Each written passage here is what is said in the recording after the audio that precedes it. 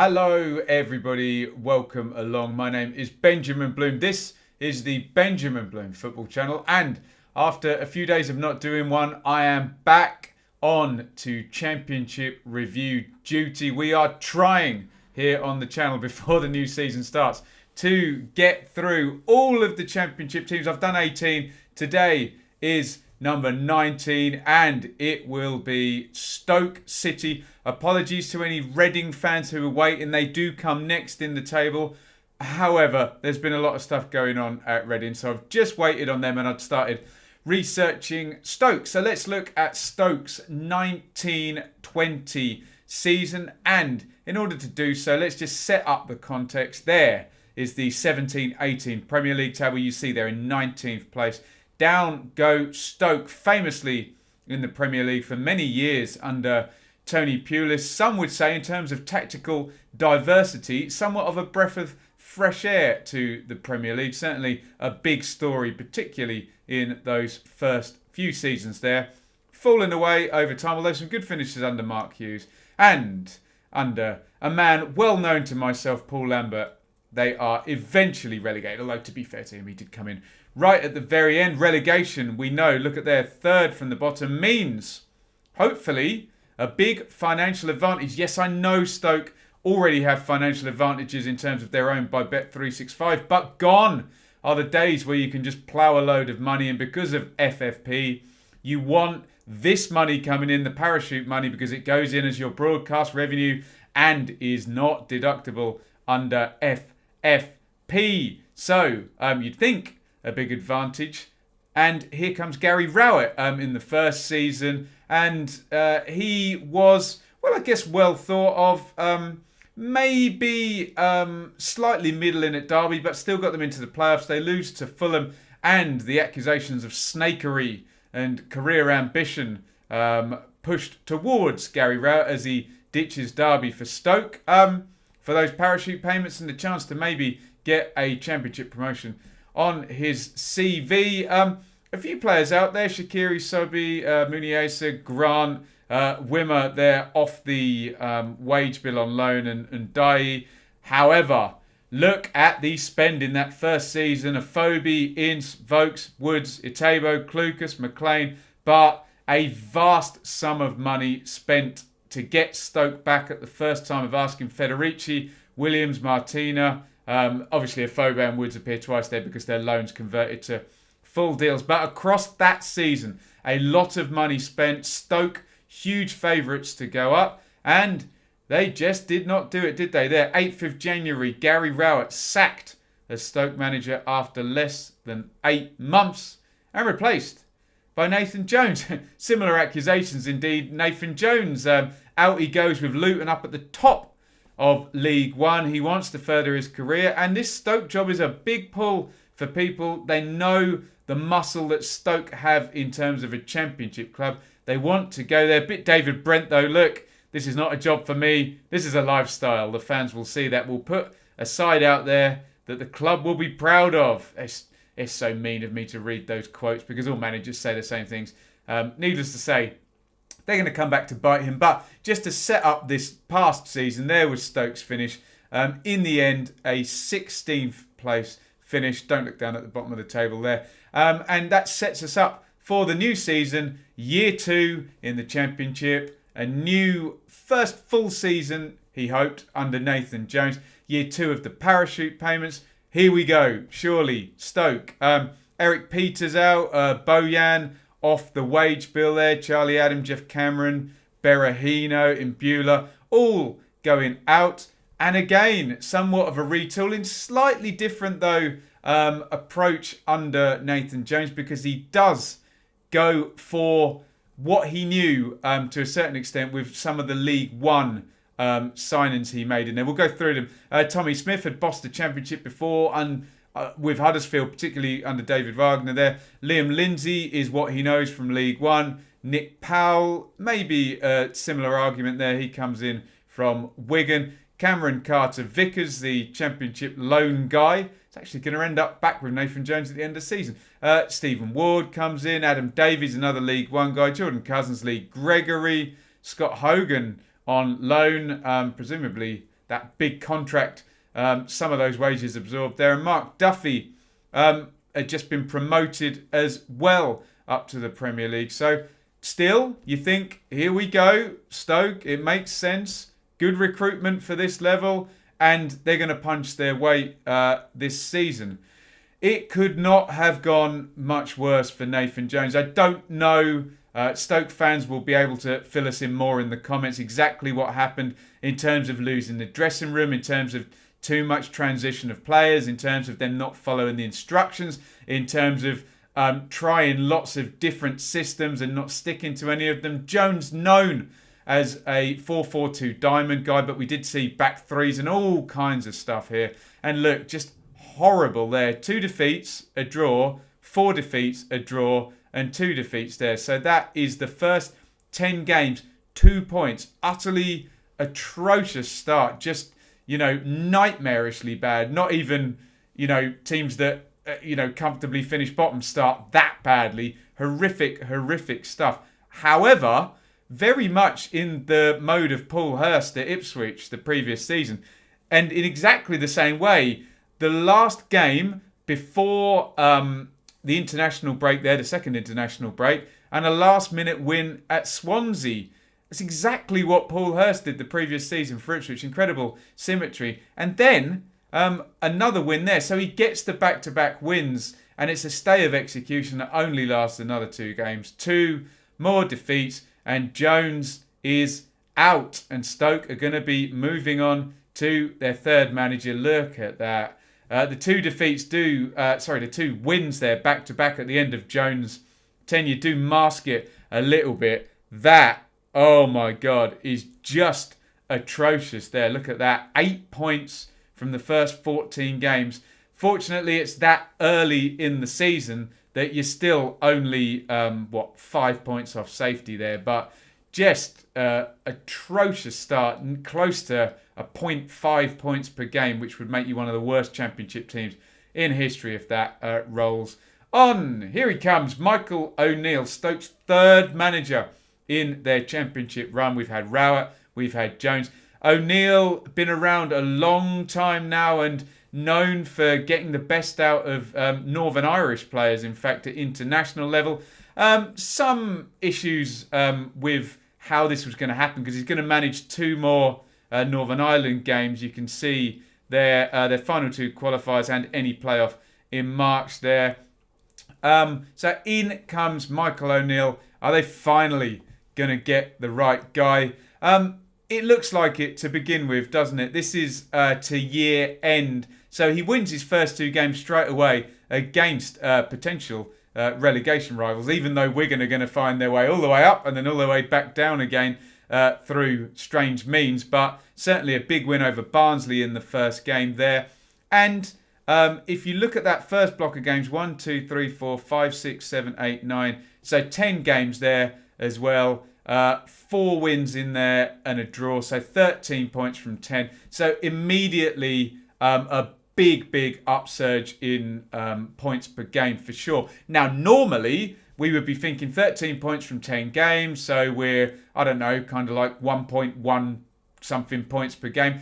That would probably be okay to just slowly, move away from the bottom and relegation, 46 points. But what we didn't know at this point is this season is going to have an incredibly high rising tide at the bottom, with Luton and Barnsley and Charlton and Wigan all going to go on strange winning runs. So Michael O'Neill is not going to have it easy, and that points per game is going to need to go up. You can see, and Stoke found it hard. Just look, 8 points in 14 games. Of course, it's going to be very, very tricky to get away from the bottom of the table after a start like that. There was always a sense that however much they did to try and get away from it, that cloud of relegation just chased them over and over again. But certainly an upturn in form as Michael O'Neill tries to find his formula. He is happy for Scott Hogan not to be retained. He's going to end up going off to Birmingham. Cameron Carter-Vickers, no, don't need him, and he's going to end up with Nathan Jones at Luton. Mark Duffy, well, he's now going to be at Fleetwood this season. He does want James Chester to come back, as we're going to find out. Ryan Woods, not going to use. Atebo, presumably that is a wage cut. In Beulah, the same. And Ndai. So that's all that business done. As I say, Chester comes back and he's going to not mess with much, because we have seen over again here at Stoke, I say a succession of managers, but 2 regimes and 4 straight transfer windows of loads of change. So he doesn't do too much, just James Chester coming back in. He's going to work with what he's got. And look at that, up to lockdown. Stoke finally finding their way there. I mean, an iffy spell in the middle there. 3 defeats in 4. However, Derby are going to start picking up form. That's their click moment with Rooney. Preston, well, I guess they were Stoke superiors for most of the season, weren't they?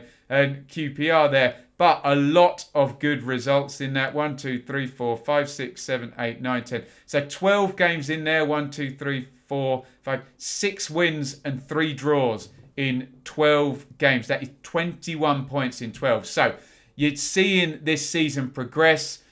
Without Michael O'Neill, horrendous, awful, nearly 0.5 points per game to 1 point per game, to now pushing high 1 points per game, and a big improvement coming. A little splurge of defeats, but the points are really coming. And look, punishing Hull there 5-1, punishing Huddersfield 5-2. There's some really decent upsurge in form as we go into lockdown. 17th position, so you can see they're moving up the table. But again, this rising tide this season, where the normal 1 point per game sees you safe and 46 by the end of the season, just not the thing at all this season. You can see Charlton have been tugged all the way down. They had an amazing sort of first 4 games and dropped right down. Hull, well, we know what's going to happen to Hull, but they were nowhere near. Charlton and Luton, Luton and Barnsley certainly capable of pulling clear, and we know Wigan are going to go crazy.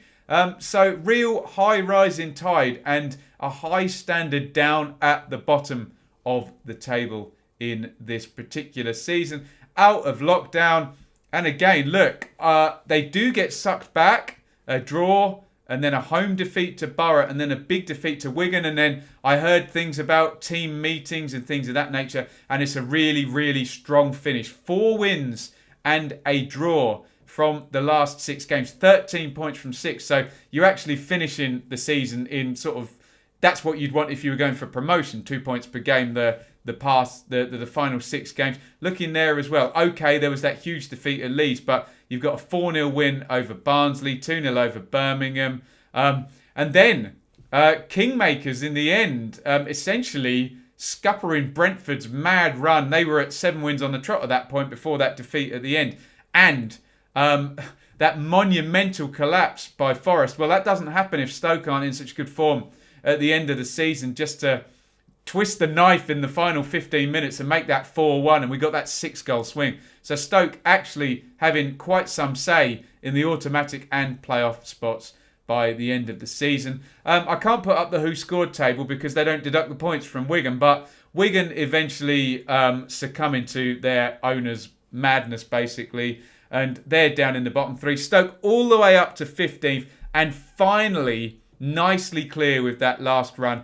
8 points clear of Charlton, and moreover, just a couple more points for Stoke, and they would have been the best of the worst. Look, they would have been the top of the bottom half of the table with Bristol City and a bit clear. We know how the Championship works, where if you're Bristol City or Blackburn, you're actually looking at the playoffs probably with 6 or 7 games to go. But that's where Stoke end up, 15th position in the end. What was it?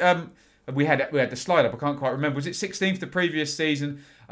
So there is the finish. Now, I'm going to show you a couple of tables. So without Michael O'Neill, Stoke were the worst team in the league. With Michael O'Neill, they were the 7th best team in the league. So it really is chalk and cheese. And that's not even allowing O'Neill any, kind of sense of a transition. Okay, he did win his first 2 games, so maybe he didn't need it. And in terms of the points, but yeah, really chalk and cheese. And I think if I'm a Stoke fan, I'm looking at that, aren't I?